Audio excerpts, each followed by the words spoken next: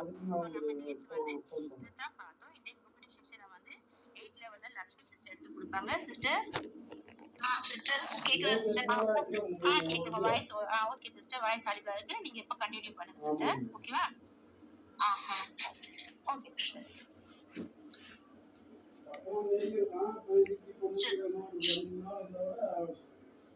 Continue பண்ணுங்க sister, continue பண்ணுங்க. Hi friends, good morning. என் பேர் லக்ஷ்மி, 8% இருக்கிறேன். இன்னைக்கு நம்ம புக் ரீடிங் செஷன்ல நான் தான் எடுத்து கொடுக்க போறேன்.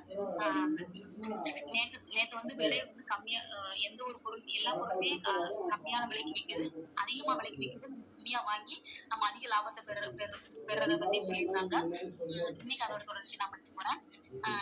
நாங்கள் வீட்டிற்கு வந்தபோது அடுத்த ஒரு சில வருடங்களுக்கு எண்ணெய் விலை ஏன் அதிகரிக்க போகிறது என்பதற்கான புள்ளி விவரங்களை அவர் என்னிடம் எடுத்துரைத்தார். அதாவது வீட்டுக்கு போகும்போது அந்த வீட்டுல உள்ளவர்கிட்ட வந்து எண்ணெய் விலை வந்து அதிகரிக்குது அப்படிங்கறத வந்து ஏன் அதிகரிக்கு அப்படிங்கறத வந்து புள்ளி விவரத்தோட சொல்லிட்டு இருக்காரு. ஒரு எண்ணெய் நிறுவனத்தில் குறிப்பிடத்தக்க எண்ணிக்கையிலான பங்குகளை நான் வாங்கியிருந்த போதிலும் அந்த புள்ளி விவரங்களை நான் அதற்கு முன்பு ஒருபோதும் கேட்கப்படவில்லை. அந்த விவரங்களை கேட்டவுடன் ஒரு புதிய அவ்வளவு பிரபலமாக இல்லாத இன்னும் எண்ணெயை கண்டுபிடிக்கிறதுக்காக ஓர் எண்ணெய் நிறுவனத்தை நான் உடனடியாக தேட துவங்கினேன். அந்த அதிகமா வர்ற அந்த தெரியாத நம்மளால தெரியாத அந்த எண்ணெய் நிறுவனத்தை பத்தி தெரியாத இருக்கும்போது அதை வந்து தேட தொடங்கினாரு அப்படின்னு சொல்லியிருக்காங்க. எந்த ஒரு பிரபலமே இல்லாத ஒரு அந்த எண்ணெய் நிறுவனத்தை பத்தி தேடுறேன் அப்படின்னு சொல்லியிருக்காங்க. என் தரகர் அந்த புதிய நிறுவனத்தை கண்டு உற்சாகம் அடைந்தார். அவரோட தரகர் வந்து அந்த நிறுவனத்தை பார்த்ததையும் ரொம்ப ஹாப்பி ஆயிட்டாரு அப்படின்ற மாதிரி சொல்லியிருக்காங்க. தலா 60 சென்டுகளுக்கு நான் நிறுவனத்தில் 15,000 பங்குகளை வாங்கினேன். அவர் வந்து ஒரு தலா 65 சென்டுகளுக்கு 15 பங்குகளை வாங்கினேன் அப்படின்னு சொல்லியிருக்காங்க. 3 மாதங்களுக்கு பிறகு அதே நண்பருடன் அதே பெட்ரோல் நிலையம் வழியாக நான் காரில் சென்று கொண்டிருந்தேன். அவர் 3 மாதத்துக்கு பிறகு அதே அவரோட நண்பரோட கார்ல போய்கிட்டு இருந்திருக்காரு அந்த பெட்ரோல் வழியா. அவர் கணித்தபடியே எண்ணெய் விலை 15% அதிகரித்துள்ளது. அவர் முன்னாடி நினைச்ச மாதிரியும் எண்ணெய் விலை வந்து 15% அதிகரிச்சிருக்கு அப்படின்ற மாதிரி பார்த்தாங்க. மீண்டும் அவர் கவலைப்பட்டார், குறை கூறினார். அவர் அதை பார்த்ததும் கவலைப்பட்டு திரும்பவும் அதை குறை சொல்லியிருக்கிறாரு. ஆனால் நான் புன்னகித்தேன்.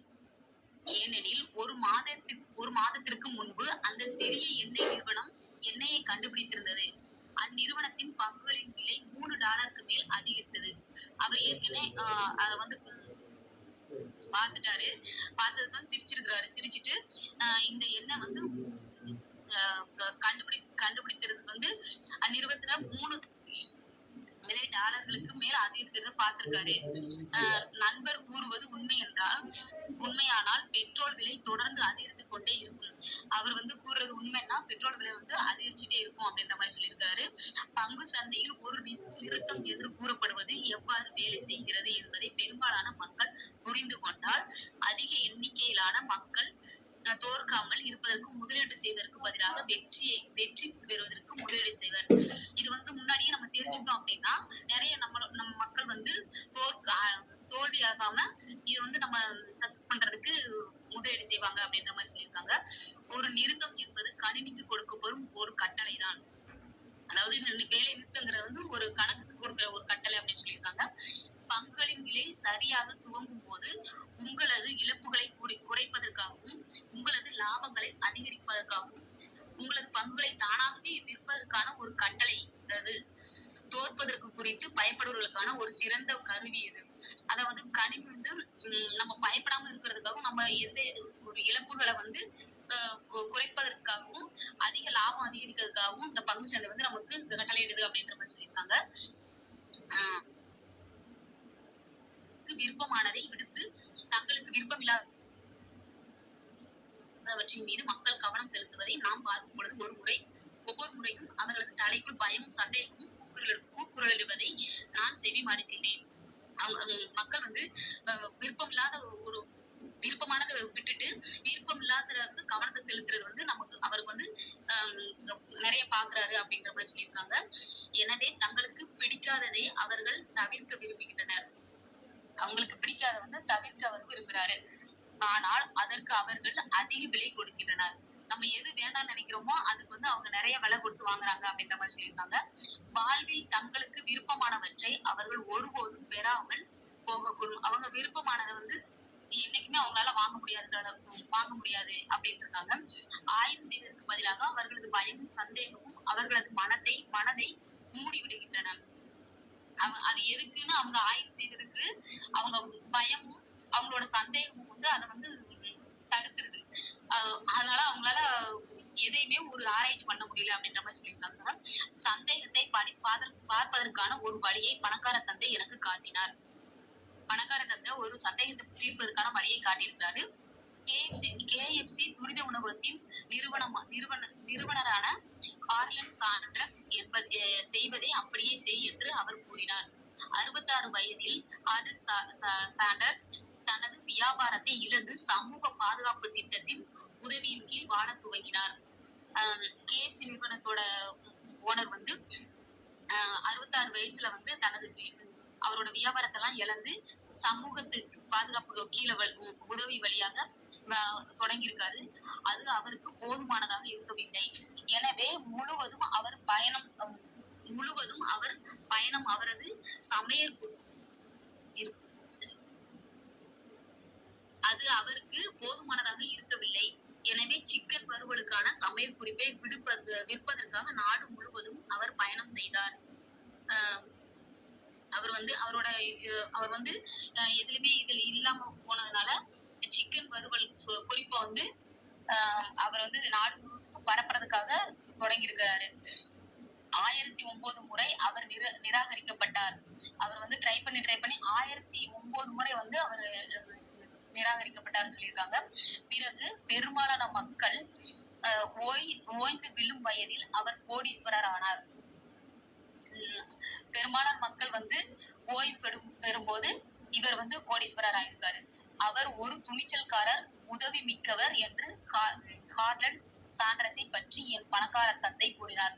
அதாவது பணக்கார தந்தை என்ன கூறினார்னா, நம்ம சிக்கன் நிறுவனத்துல உள்ள அவர் கார்லன் சாண்டர்ஸ் வந்து எதை பற்றி சொல்லியிருக்காருன்னா, அவரோட 66 வயசுல வந்து நிறைய தடவை ட்ரை பண்ணி கீழே விழுந்து அதுக்கப்புறம் 1009 முறை சிக்கன் வறுவலுக்கான சமையல் குறிப்பை வந்து கத்துக்கிட்டு அது எக்ஸ்பிளைன் பண்ணி முன்னாடி வந்திருக்கிறாரு அப்படிங்கறதுதான் பணக்கார தந்தை வந்து சொல்லியிருக்கிறாங்க. உங்களுக்கு சந்தேகம் ஏற்படும் போதோ அல்லது நீங்கள் சற்று பயப்படும் போதோ கார்லன் சாண்டர்ஸ் தன் சிக்கன் வறுவலை செய்வதை போல் உங்கள் பயத்தையும் சந்தேகத்தையும் நீங்கள் வறுத்தெடுத்து விடுங்கள். அவரை மாதிரி நம்ம சந்தேகம் பயத்தை எல்லாத்தையுமே அவர் சிக்கன் செய்யற மாதிரி நம்ம பயத்தையும் சந்தேகத்தையும் விட்டுறணும் அப்படின்ற மாதிரி சொல்லியிருக்காங்க. சோம்பேறித்தனத்திலிருந்து மீளுதல். வேலையில் மும்முரமாக இருப்பவர்கள் மிகப்பெரிய சோம்பேறிகளாகவும் இருக்கின்றனர். பணத்தை சம்பாதிப்பதற்கு கடினமாக உழைக்கின்றனர். ஊழியர்களை பற்றிய கதைகளை நாம் அனைவருமே கேட்டிருப்போம். அதாவது வேலையில வந்து மும்முரமா இருப்ப வந்து ஒரு சோம்பேறி தான் அப்படின்னு சொல்லியிருக்காங்க. சம்பாதிக்கிறதுக்கு வந்து அவங்க கடினமா உழைப்பாங்க. உழைக்கிறத வந்து நம்ம கேள்விப்பட்டிருக்கோம். அவர் தன் மனைவியையும் குழந்தையும் நன்றாக வாழ வைப்பதற்காக கடினமாக உழைக்கிறார். அலுவலகத்தில் அவர் நீண்ட நேரம் செலவிடுகிறார். வார இறுதிகளில் தன் வேலைகளை வீட்டிற்கு கொண்டு வருகிறார். ஒரு நாள் அவரது வீட்டிற்கு வரும் பொழுது வீடு காலியாக இருந்தது. அவரது மனைவி தன் குழந்தைகளை கூட்டிக் கொண்டு வீட்டை விட்டு போய்விட்டார். அவர் வந்து ஆபீஸ்லயே அதிகமா வேலை பார்க்கிறாரு. வீட்டுக்கும் அந்த வேலையை கொண்டு வர முடியும். கடைசி நாள்ல அந்த வேலையை வீட்டுக்கு கொண்டு வந்துறாரு. அப்புறம் அவங்க ஒரு நாள் வீட்டுக்கு வரும்போது அவரோட மனைவியும் குழந்தைகளும் வீட்டுல இல்லாம அவங்க குழந்தைகளை கூட்டிட்டு அவங்க மனைவி போயிட்டாங்க அப்படின்ற மாதிரி சொல்றாங்க. தனக்கும் தன் மனைவிக்கும் பிரச்சனைகள் இருப்பதென்பதை அவர் அறிந்திருக்கிறார். ஆனால் உறவை பலப்படுத்துவதில் கவனம் செலுத்துவதற்கு பதிலாக அவர் தன் வேலையில் மும்முரமாக இருந்தார். மனமுடிந்து போயுள்ள அவரால் தன் வேலையிலும் சிறப்பாக செயல்பட முடியாமல் போய்விடுகிறது. இதனால அவர் தன் வேலையை இழக்கிறார். அவருக்கும் அவர் மனைவிக்கும் வந்து பிரச்சனை இருக்கிறத வந்து அவரு தெரியும். ஆனா அவர் வந்து அதுல வந்து பலப்படுத்தாம அவரோட மனைவி கூட சேர்றதுக்கு கவனம் செலுத்தாம அவரோட தன் வேலையிலே கவனத்தை வைக்கிறாரு. அப்படி வைக்கும் போது அவரால் வேலையிலே பிரச்சனைகள் அதிகமா இருக்கிறதுனால வேலையில அவரால் கவனம் செலுத்த முடியல. அதனால வேலையும் அவருக்கு போயிடுச்சு. இன்று தங்களது செல்வத்தை பாதுகாக்க நேரம் இல்லாமல் வேறு வேலைகளில் மும்முரமாக இருக்கின்ற மக்களை நான் அடிக்கடி சந்திக்கிறேன். செல்வத்தை பாதுகாக்கிற நேரம் செல்வத்தை வந்து பாதுகாக்க நேரம் இல்லாம மக்கள் வந்து அதிகமா இருக்கிறாங்க. நான் அதை வந்து அடிக்கடி பாக்குறேன் அப்படின்ற மாதிரி சொல்லியிருக்காங்க. நான் இரண்டுக்கும் காரணம் ஒன்றுதான். அவர்கள் மும்முரமாக வேறு வேலைகளில் ஈடுபட்டுள்ளனர். தங்களுக்கு விருப்பம் இல்லாத ஏதோ ஒன்றை எதிர்கொள்வதை தவிர்ப்பதற்காக அவர் மற்ற வேலைகளில் மும்முரமாக இருந்து விடுகின்றனர். அவங்க வந்து அவங்க வேலையில மும்முரமா இருப்பதற்காக மற்ற வேலைகள் எல்லாம் தவிர்த்துறாங்க அப்படின்றாங்க. இதை யாரும் அவர்களிடம் கூற வேண்டியதில்லை. அவர்களுக்கே அது நன்றாக தெரியும். அவங்களுக்கே அது நல்லாவே தெரியும் அப்படின்ற மாதிரி சொல்லியிருக்காங்க. வாஸ்தவத்தில் இதை நீங்கள் அவர்களுக்கு நினைவூட்டினால் கோபத்தோடும் எரிச்சலோடும் தான் அவர்கள் உங்களுக்கு பதிலளிப்பார்கள். இது நம்ம வந்து அவங்களுக்கு சொன்னோம் அப்படின்னா அவங்க வந்து நமக்கு கோபத்தோடையும் எரிச்சலோடையும் தான் நமக்கு பதில் சொல்லுவாங்க. வேலைகளோ அல்லது குழந்தைகளுடனோ விளையாடுவதிலோ அவர்கள் மும்முரமாக இல்லை என்றால் தொலைக்காட்சி பார்ப்பதற்கு, மீன் பிடிப்பது, கோல் விளையாடுவது அல்லது கடைக்கு சென்று பொருட்கள் வாங்குவது போன்றவற்றில் மும்முரமாக இருப்பார்கள். ஏதோ முக்கியமான ஒன்றை தாங்கள் தவிர்ப்பதை அவர்கள் அறிகிறார்கள். வேறு ஏதோ ஒன்றில் மும்முரமாக இருப்பதன் மூலம் சோம்பேறியாக இருப்பதுதான் சோம்பேறித்தனத்தின் மிக பொதுவான வெளிப்பாடு. அதாவது அவங்க வந்து வேலையில அல்லது பசங்க விளையாடுறதுலயோ அவங்க மும்முரம் இல்லைன்னா டிவி பாக்குறது, மீன் பிடிப்பது, விளையாடுறது, அந்த மாதிரி இல்ல கடைக்கு போய் பொருள் வாங்குறது, அந்த மாதிரி ஒரு வேலையில மும்முரமா இருப்பாங்க. அது வந்து அதை வந்து தவிர்ப்பது நல்லது அப்படின்ற மாதிரி சொல்லியிருக்காங்க. வேறு ஏதோ ஒன்றில் மும்முரமாக இருப்பதன் மூலம் சோம்பேறியாக வேற ஏதாவது ஒரு இதுல கவனமா இருக்கிறதுனால சோம்பேறியா எப்பவுமே சோம்பேறி வந்து அவங்க சோம்பேறித்தனம் வந்து வெளியாகிறது அப்படின்னு சொல்லியிருக்காங்க. இந்த சோம்பேறித்தனத்திற்கு தீர்வு உள்ளதா? சிறிதளவு பேராசை கொள்ளுங்கள் என்பதுதான் இதற்கான விடை. இந்த சோம்பேறித்தனத்துக்கு தீர்வு இருக்கான்னு கேட்டா இந்த பேராசை கொள்றதுதான் விடை அப்படின்னு இருக்காங்க. பேராசை அல்லது தீராத ஆசை மோசமானது என்று கூறப்பட்டு நம்மில் பலர் வளர்க்கப்படுகின்றோம். பேராசை வந்து மோசமானது அப்படின்னு சொல்லி நம்ம வளர்க்கும் போது அப்படிதான் சொல்லி கொடுத்து வளர்ப்பாங்க அப்படின்ற மாதிரி சொல்லியிருக்காங்க. நம்மில் பலர் வளர்க்கப்படுகிறோம். பிள்ளைங்கிட்ட சொல்லுவாங்க, ஒரு பொண்ணு ஒரு பிள்ளை வந்து நம்மகிட்ட இது வேணும் அப்படின்னு கேட்கும்போது நீ மட்டும் உன்னை பத்தி மட்டும் யோசிக்கிற, உன்னோட சகோதரிகளை பத்தி யோசிக்கல அப்படின்ற மாதிரி சொல்லுவாங்க. அப்புறம் நான் உனக்கு என்ன வாங்கி தர வேண்டும் என்று நீ கூறுகிறாய் என்பது தன் தந்தைக்கு பிடித்த வசவு. அதாவது தந்தை வந்து நான் உனக்கு என்னதான் வாங்கி கொடுக்கணும் அப்படின்ற மாதிரி பேசுவாங்க அப்படின்றத சொல்லியிருக்காங்க. அவருக்கு அது பிடித்தமான வாசகம் சொல்லியிருக்காங்க. நாம் பணத்தில் குளித்துக் கொண்டிருப்பதாக உனக்கு நினைப்பா? பணம் மரத்திலா காய்க்கிறது, நாம் பணக்காரர்கள் அல்ல என்று நினைவிருக்கட்டும். இதெல்லாம் கேட்கறதுக்கு நான் வாங்கி தரதுக்கு நான் ஒண்ணு பணக்காரன் இல்ல, மரத்திலயா காய்க்கி அப்படிங்கிற மாதிரி சொல்லுவாங்க அப்படின்ட்டாங்க. எனக்கு இது கட்டுப்படியாகாது என்று நீங்கள் கூறும்போது அது உங்கள் உடையை முடக்கி விடுகிறது என்று என் பணக்கார தந்தை நம்பினார். இதை எப்படி பெறலாம் என்ற கேள்வி சாத்தியக்கூறுகளையும் பரவசத்தையும் கனவுகளையும் மூட்டெடுக்க வைக்கிறது. பணக்கார தந்தை என்ன கூறியிருக்காருன்னா, நம்ம வந்து நமக்கு இதெல்லாம் வாங்க முடியாது, அப்படி நம்மளுக்கு கட்டுப்படி ஆகாது அப்படிங்கறத வந்து நம்ம மூளை வந்து உடைக்கு போட்டுரும் அப்படிங்கிறத சொல்லியிருக்காங்க. இது வந்து நம்ம சோம்பேறித்தனத்தையும்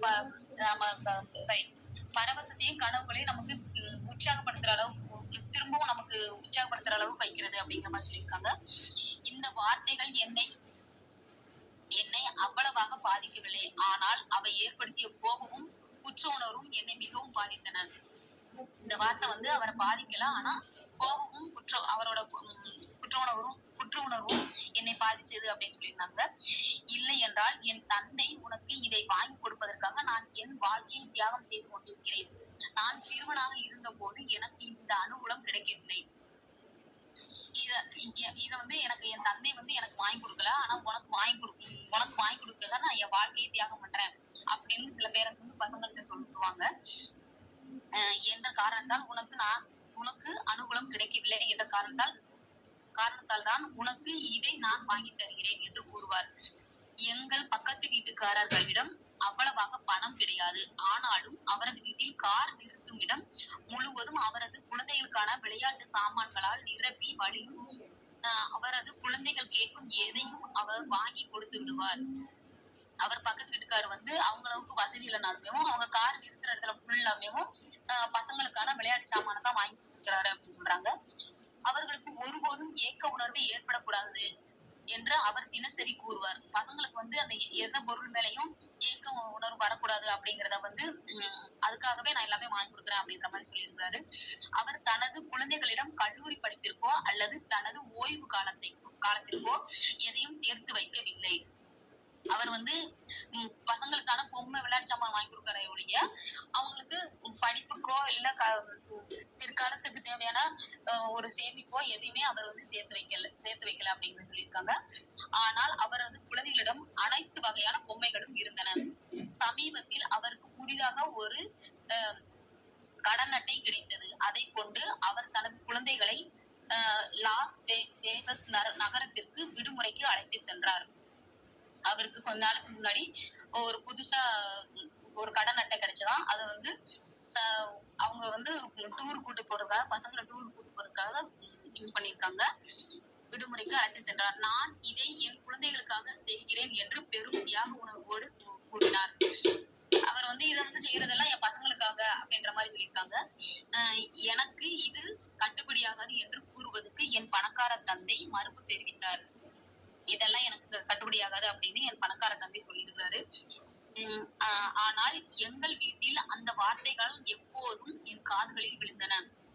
மாறாக பணக்கார தந்தை இதை எவ்வாறு நான் வாங்குவது என்று கேட்பதற்கு தன் குழந்தைகளை பழக்கப்படுத்தினார். எனக்கு இது கட்டுப்படியாகாது, இது வந்து அவருக்கு கட்டுப்படியாகாது அப்படின்னு அவங்க பசங்களை தயார்படுத்திருக்காங்க என்ற வார்த்தைகள் நம் மூளையை செயல்பட விடாமல் தடுத்து விடுவதாக அவர் நம்பினார். அதற்கு மேல் சிந்திப்பதற்கும் இதை எவ்வாறு நான் வாங்குவது என்ற கேள்வி மூளையை தூண்டிவிட்டு விடைகளை தேடுவதற்கு அதை சிந்திக்க வைக்கிறது. அப்புறம் ஆனால் மிக முக்கியமாக எனக்கு இது கட்டுப்படியாகாது என்ற வார்த்தை ஒரு பொய் என்று அவர் உணர்ந்தார்.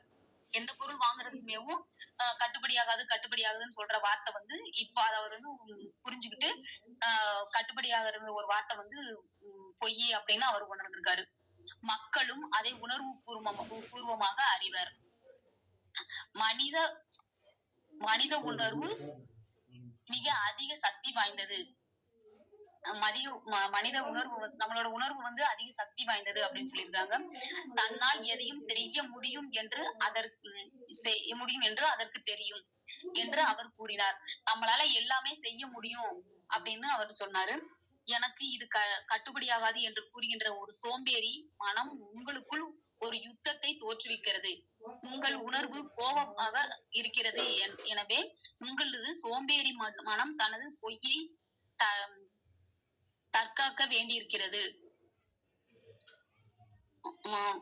உடற்பயிற்சி நிலையத்திற்கு சென்று பயிற்சி செய்து வரலாம் என்று உங்கள் உணர்வு உங்களை அழைக்கிறது. ஆனால் உங்களது சோம்பேறி மனமானது எனக்கு களைப்பாக உள்ளது, நான் என்று மனமானது களைப்பாக உள்ளது, நான் என்று மிகவும் கடினமாக உழைத்து விட்டேன் என்று கூறுகிறது.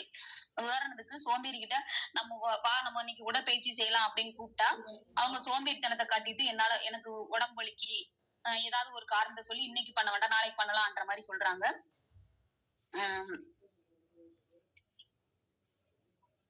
என்று மனித உணர்வு கூறும்போது பணக்காரர்கள் பேராசைக்காரர்கள் அதோடு பணக்கார ஆவதற்கு அதிக உழைப்பு தேவை. பணக்காரர் ஆகுறதுக்கு வந்து அதிக உழைப்பு தேவை அப்படின்னு இருக்காங்க. அது பாதுகாப்பானதும் அல்ல. நான் பணத்தை இழக்க கூடும். நான் ஏற்கனவே மிகவும் கடினமாக உழைத்துக் கொண்டிருக்கிறேன். செய்வதற்கு எனக்கு ஏராளமான வேலைகள் கைவசம் இருக்கின்றன. நான் ஏற்கனவே வேலை செஞ்சுக்கிட்டு இருக்கேன். என் கைவசம் வந்து நிறைய வேலை இருக்கு அப்படின்ற மாதிரி சொல்லுவாங்க. இந்த இரவு நான் செய்ய வேண்டிய வேலைகளை பார். நாளை காலைக்குள் இவை அனைத்தையும் நான் செய்து முடிக்க வேண்டும் என்று என் முதலாளி எதிர்பார்க்கிறார். இன்னைக்கு நைட்டு ஃபுல்லா எனக்கு வேலை இருக்கு, நான் நாளைக்குள்ள காலையில உள்ள வேலை முடிக்கணும், அதை வந்து என் முதலாளி எதிர்பார்க்கிறாரு அப்படின்ற வந்து சோம்பேறி மனம் வந்து எப்பவுமே சொல்லிக்கிட்டே இருக்கும் அப்படின்ற மாதிரி சொல்றாங்க. எனக்கு இது கட்டுப்படியாகாது. வருத்தத்தையும் ஒருவித நிராதாரமான உணர்வையும் ஏற்படுத்தி செயலின்மைக்கும் சோர்வுக்கும் ஒருவரை ஆளாக்குகிறது.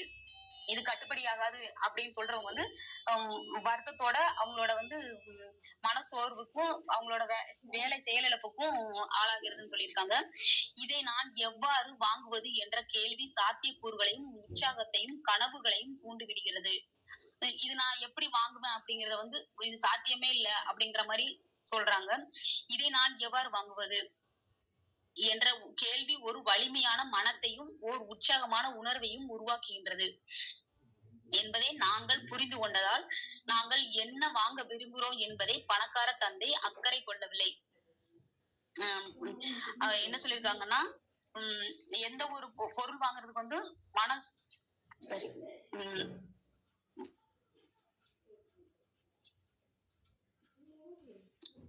மக்கள் பணக்கார தந்தை பணக்கார தந்தை வந்து இதுல வந்து அக்கறை இல்லைன்னு சொல்லியிருக்காங்க. மைக்கிற்கும் எனக்கும் அவர் அரிதாகவே எதையேனும் கொடுத்தார். மாறாக இதை நீங்கள் எவ்வாறு வாங்குவீர்கள்? மைக்கிற்கும் அவருக்கும் அரிதாக எதையேனும் கொடுத்தார். மாறாக நீங்கள் எதை வாங்குவீர்கள் என்று எங்களிடம் கேட்பார். கல்லூரி படிப்பிற்கு அவர் இதே கேள்வியைத்தான் எங்களிடம் கேட்டார். கல்லூரி படிக்கும் போதும் அவர் வந்து இதே கேள்வியைத்தான் கேட்டிருக்கிறாரு. எங்கள் கல்லூரி படிப்பிற்கான செலவுகளை நாங்களே பார்த்து கொண்டோம். அவங்க கல்லூரி படிப்புக்கான செலவுகளையும் அவங்களே பார்த்துக்கிட்டேன் அப்படின்னு சொல்லியிருக்காங்க. இலக்கை பற்றி அவர் கவலைப்படவில்லை. ஆனால் அந்த இலக்கை அடைவதற்கான செயல்முறையை நாங்கள் கற்றுக்கொள்ள வேண்டும் என்று அவர் விரும்பினார். இலக்கை பற்றி அவங்க வந்து கவலைப்படல. ஆனா அந்த இலக்கை அடைவதற்கான செயல்முறையை வந்து அவங்க கத்துக்கிட்டோம் அப்படின்னு சொல்லியிருக்காங்க. தங்களது ஆள் விருப்பம் அல்லது பேராசையை கண்டு குற்ற உணர்வு கொண்டுள்ள லட்சக்கணக்கான மக்களை இன்று நான் பார்க்கிறேன். அதாவது மக்கள் வந்து நிறைய மக்கள் வந்து அவங்களோட ஆள் விருப்பம் இல்லைன்னா பேராசையை கண்டு இவர் வந்து குற்ற உணர்வு கொண்டுள்ள லட்சக்கணக்கான மக்களை வந்து பாக்குறேன் அப்படின்னு சொல்லியிருக்காங்க. இது ஒரு பெரிய பிரச்சனை. குழந்தை பருவத்தில் அவர்களுக்கு கொடுக்கப்பட்ட பயிற்றுவிப்பு தான் இதற்கு காரணம். அதாவது என்ன சொல்லியிருக்காங்கன்னா, இது குழந்தை நம்ம சின்ன வயதுல இருக்கும் போது அவங்களுக்கு வந்து சொல்லிக் கொடுத்த கற்றுக் கொடுத்த இதுதான் காரணம் அப்படின்னு இருக்காங்க. வாழ்க்கையில இருந்து கிடைக்கக்கூடிய அருமையான விஷயங்களை அவர்கள் விரும்பினாலும் கூட என்னாலே அதை வாங்க முடியாது. வாழ்க்கையில கிடக்கூடிய அருமையான விஷயங்கள் வந்து நம்ம விரும்பினா கூட அதை வந்து அவங்களால வாங்கி கொடுக்க முடியாது அப்படிங்கறத சொல்லியிருக்காங்க. அல்லது ஒருபோதும் எனக்கு கட்டுப்படியாகாது இல்லைன்னா கட்டுப்படியாகாது, வாங்கி கொடுக்கறதுக்கு என்னால முடியாது இல்லைன்னா கட்டுப்படியாகாதுன்ற மாதிரி சொல்லியிருக்காங்க என்று கூறுவதற்கு பெரும்பாலானோர் ஆள் மன ரீதியாக பயிற்றுவிக்கப்படுகின்றனர். பொறியிலிருந்து தப்பிப்பதென்று நான் தீர்மானித்த போது இனிமேல் ஒருபோதும் வேலை பார்க்க வேண்டிய அவசியம் இல்லாத அளவுக்கு நான் எவ்வாறு சமாளிப்பது? பொறியிலிருந்து தப்பிப்பதென்று தீர்மானிக்கும் போது வேலை பார்க்க வேண்டிய அவசியம் இல்ல, சம்பாதிக்க வேண்டிய அவசியம் இல்ல அந்த மாதிரி சொல்லியிருக்காங்க என்ற கேள்வி மட்டுமே என் முன் நின்றது. விடைகளையும் தீர்வுகளையும் கொண்டு வருவதற்கு என் மனம் மும்முரமாக செயலில் இறங்கியது. என் பெற்றோர்களிடம் பழமைவாத சிந்தனையை எதிர்த்து போராடுவதுதான் உண்மையிலேயே எனக்கு கடினமாக இருந்தது. அவங்க பெற்றோரோட எதிர்த்து போராடுவதுதான் அவங்களுக்கு கஷ்டமா இருந்தது அப்படின்னு சொல்லியிருந்தாங்க. நமக்கு அது கட்டுப்படியாகாது, உன்னை பற்றி மட்டும் நினைப்பது நிறுத்து, நமக்கு இது கட்டுப்படியாகாது, உன்னை மட்டும் பத்தி நினைப்பதை வந்து நிறுத்து அப்படின்னு சொல்லியிருக்காங்க. மற்றவர்களை பற்றி நீ ஏன் ஒருபோதும் நினைப்பதில்லை? என்னுடைய பேராசையை ஒடுக்குவதற்கு குற்ற உணர்வை தூண்டுகின்ற இது போன்ற பல சிஸ்டர்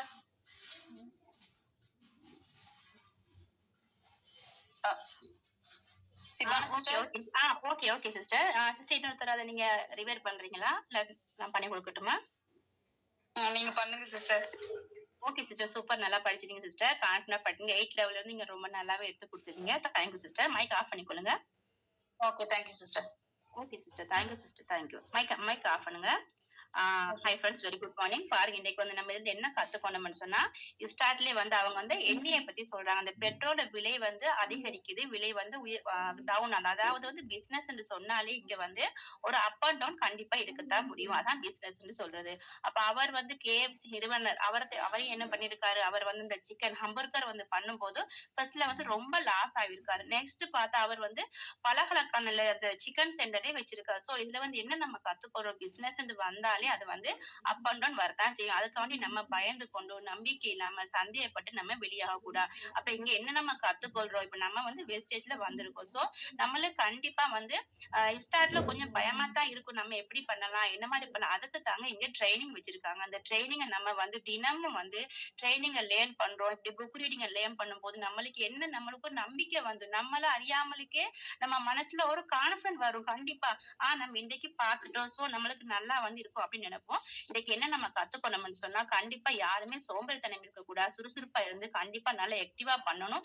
எல்லாத்துக்கும் நம்ம ஆக்டிவா இருந்தா இன்றைய லைஃப் நாளைக்கு நம்ம ஃபியூச்சர்ல கண்டிப்பா நல்ல லைஃப் இருக்கு. இன்னைக்கு புக்கிங் செஷன்ல எடுத்து கொடுத்த லக்ஷ்மி சார் தேங்க்ஸ் சொல்லி நான் இன்னைக்கு உங்களோட புக்கிங் செஷன் நான் என் பண்ணி கொள்றேன். எல்லாரும் கண்டிப்பா வந்து ஆக்டிவா இருங்க. நம்ம வந்து பிசினஸ் உண்மையிலேயே ரொம்ப நல்ல பிசினஸ் இது. எல்லாரும் இன்றைக்கு கஷ்டப்படுற நாளைக்கு நம்ம லைஃப்ல நம்ம கண்டிப்பா சக்சஸ் இருப்போம். நம்மளுக்கு இங்க நல்ல லைஃப் இருக்கு. நம்ம லைஃபை மிஸ் பண்ணக்கூடாது. சிஸ்டர் தேவி சிஸ்டர், சிஸ்டர் ஓகே ஃப்ரெண்ட்ஸ், நம்ம மீட்டிங் எண்ட் பண்ணி கொடுக்கலாம். நீங்க இன்னைக்கு உங்களோட ஃபீட்பேக் நீங்க வந்து குரூப்ல ஷேர் பண்ணுங்க. இன்னைக்கு புக்கிங் எடுத்து கொடுத்து சிஸ்டர் தேங்க் பண்ணிக்கொண்டு நம்ம இன்னைக்கு புக்கிங் வந்து எண்ட் பண்ணிக்கலாம். Okay, thank you very much.